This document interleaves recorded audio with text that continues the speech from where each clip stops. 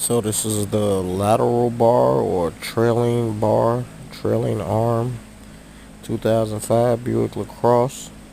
You need a 1516. Remove that nut off that side. Well, you can put a 1516 socket on the other side as well to hold the bolt or remove the bolt side.